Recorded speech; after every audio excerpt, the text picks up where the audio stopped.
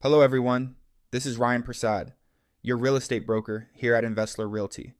Today, we're breaking down one of the most important documents in your entire real estate career.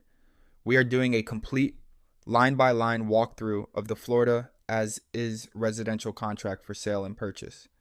By the end of this training, you're going to understand exactly what every section means, how to fill out each line correctly, what to avoid, the traps agents fall into, and the real world scenarios that can make or break your deal. This training is designed to protect you, protect your buyer, protect your commission, and keep you out of trouble. So take notes, pay attention, because what you're about to learn right now is the difference between being the agent that closes strong, clean, professional deals and being the agent that ends up in a complaint, loses a client, or pays for a washer and dryer out of pocket. All right, let's start at the top. Section 1, Property Description. Lines 1 through 5 cover the parties. This is where you fill out the names of the buyer and the seller exactly as they appear on the county property appraiser records.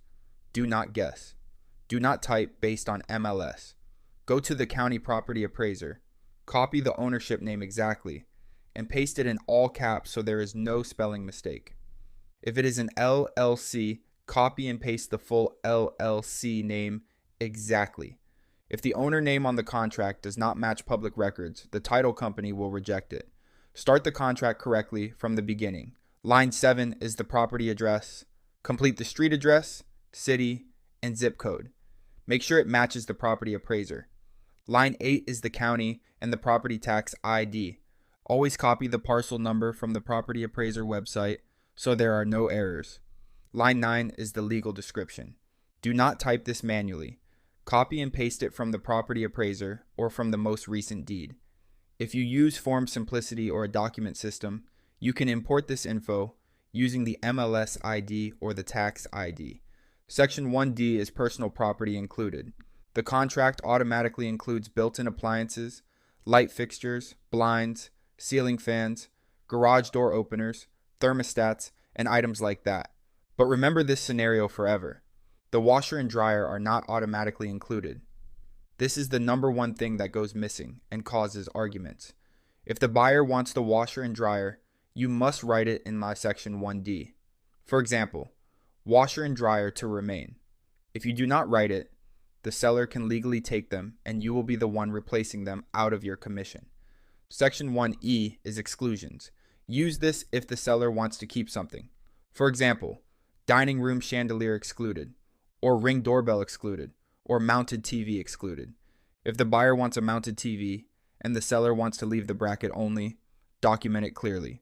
Section 2, Purchase Price and Deposits. Now we move into Purchase Price and Deposits. Line 27 is your purchase price. Type the full amount clearly. Section 2A is the initial deposit. This is where many agents mess up. On line 31, you have to check one of the boxes. Either the deposit accompanies the offer, or the deposit will be made within a certain number of days after the effective date. The most common number is 3 days. Here's the important part. The contract uses calendar days by default. That is because of Standard F. So if you write 3 days and your offer becomes effective on Friday, the deposit deadline is Monday.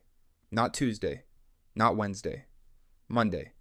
If you want business days instead, you must override the standard in Section 20. You would write something like, all references to deposit delivery time frames shall mean business days, not calendar days. If you do not write that, the standard contract rules apply and calendar days will control. Next is line 33. You must fill out the escrow agent's full information: name, address, phone, and email. Never leave it blank. This tells the buyer where to send the deposit. Section 2B is the additional deposit. This is only used if the buyer is putting more money down later. If left blank, it defaults to 10 days after the effective date. Section 2C is the financing amount. This is one of the sections agents get wrong. You must express the loan amount as a dollar amount or percentage. Do not confuse this with the deposit. This is strictly the mortgage amount. For example, if the buyer is doing 95% financing on a $300,000 purchase, the loan amount is $285,000 or 95%. Explain to buyers that cash to close equals down payment plus closing costs minus any credits. Make sure the math is correct. Section 2E is the balance to close. This is the remaining amount the buyer wires on closing day. Section 3, time for acceptance and effective date. Line 46 explains that the offer expires if the seller does not sign by the deadline. Once both parties sign and everyone receives a copy, the effective date begins. Section 4, closing date. Fill in the closing date both parties agree to. Note that buyers cannot close on federal holidays. Section 5, extension of closing date. Explain that if the lender is delayed due to federal disclosure rules, the closing date can extend up to 7 days. If there is a hurricane or force majeure, closing may extend as well. Section 6, occupancy and possession. If the seller is delivering the home vacant, leave the lease box unchecked. They must deliver full possession at closing. If the home has tenants or it is a short-term rental, check the box and collect the lease documents. If the seller wants to stay after closing, you must attach the post-occupancy rider. Without it, the buyer is unprotected. Section 7, assignability. There are 3 choices. Buyer may assign and be released. Buyer may assign but remain liable. Buyer may not assign. If nothing is checked, buyer may not assign. Most investors want the assign but remain liable option. Section 8, financing. This is one of the most important sections. At lines 132 and 133, you will see optional items. Assumption of an existing mortgage, or purchase money mortgage to the seller. If either scenario applies, you must attach the correct riders. Do not ignore these boxes. Option A is cash. There is no financing contingency.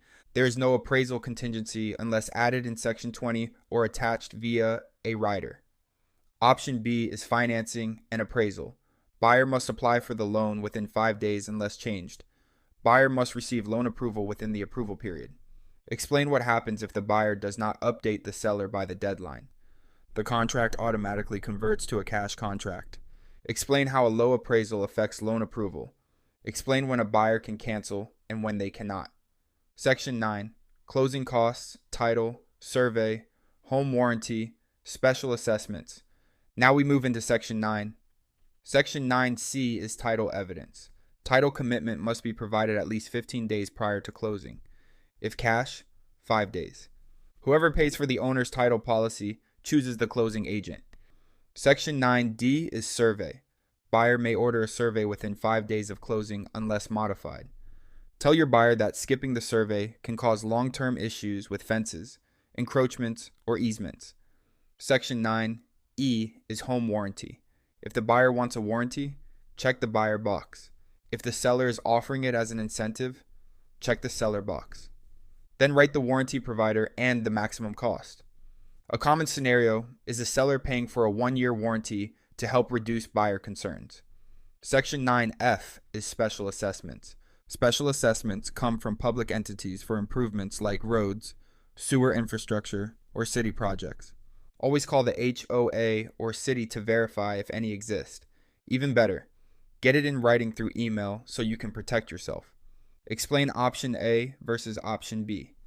Option A means seller pays what is due before closing, buyer pays what comes after. Option B means seller pays it in full upfront if allowed. Section 10, disclosures. Now we transition into disclosures. Lead-based paint. If the home is built before 1978, a lead-based paint disclosure is required. This is federal law. Flood zone. If the home is in a flood zone, the seller must provide a flood zone disclosure, and buyers must confirm flood insurance requirements. Seller disclosure. This is the condition report completed by the seller. It will already be filled out. Section 11. Property maintenance. Seller must maintain the property as of the effective date. If something breaks before closing, the seller must repair it unless caused by natural wear. Section 12. Inspections. Buyers have 15 days unless modified. If buyers want to be more aggressive in a competitive offer situation, they may shorten it to 7 days. Explain inspection outcomes. If buyers find something serious like mold, structural issues, or major system failure, they can negotiate or cancel. If seller agrees to fix the issue, you must create an addendum. For example, seller agrees to repair damaged truss, by licensed and insured contractor prior to closing. Section 12B is the walkthrough. If something is missing that was supposed to stay, such as the microwave, the walkthrough is when you discover that and address it before closing. Section 12D covers transfer of warranties. Buyers can request that seller transfer any available repair or maintenance warranties. Section 13, escrow. Explain escrow disputes. If there is a conflict, agents are not allowed to determine who gets the deposit. The escrow agent will require mutual release, mediation, or interpleader. Section 14, broker liability. Explain that as an agent, you are not a home inspector, contractor, surveyor, lawyer, or appraiser. You rely on sellers and public records. Section 15 and 16, default and dispute resolution. Explain the difference between buyer default and seller default. Explain that mediation is required before litigation. Section 18, standards A through X. Now we do a complete walkthrough. Standard A covers title. What is marketable title? How defects work. Standard B covers surveys and encroachments. Standard C covers legal access. Standard D covers leases and estoppel letters. Standard E covers liens and contractor issues. Standard F covers time. This is where the calendar day rule comes from. If you want business days, you must override it in Section 20. Standard G covers force majeure events. Standard H covers conveyance of title. Standard I covers closing procedure. Standard J covers escrow closing holdbacks. Standard K covers prorations for taxes, HOA dues, and rent. Standard L covers access for inspections. Standard M covers risk of loss before closing. If damage is under 1.5% of the purchase price, seller repairs. If over that, buyer may cancel. Standard N covers 1031 exchanges. Standard O covers notice and delivery. Standard P covers modifications. Standard Q covers waiver. Standard R covers riders controlling over printed contract language. Standard S covers collection of funds. Standard T is reserved. Standard U covers applicable law. Standard V covers FRPTA. Foreign sellers may require withholding. Standard X covers buyer waiver of claims except for non-disclosure or fraud. Now we're moving into Section 19, which deals with addenda. This is where you identify every extra document or rider that is being attached to this contract. Think of Section 19 as the master checklist for anything that modifies the contract. If it isn't listed here, legally speaking, it's almost as if it doesn't exist. This is where you check off the specific additional forms or riders that are part of your deal, such as FHA or VA financing addenda, appraisal contingencies, condominium riders, homeowners association riders, lead-based paint disclosure, seller financing rider, coastal construction disclosure, post-occupancy or pre-occupancy agreement, any inspection-specific riders, or anything else that adds terms to your deal. Here's what agents need to understand. If you attach a rider but forget to check it in Section 19, that rider might not be enforceable. This happens all the time with newer agents. They upload the addenda in the MLS or email it to the other agent, but because it was never properly referenced in this section, it can be challenged later. Let me give you a real scenario. If your buyer is using FHA or VA financing, you must check those riders. Those programs have mandatory protections for your buyer.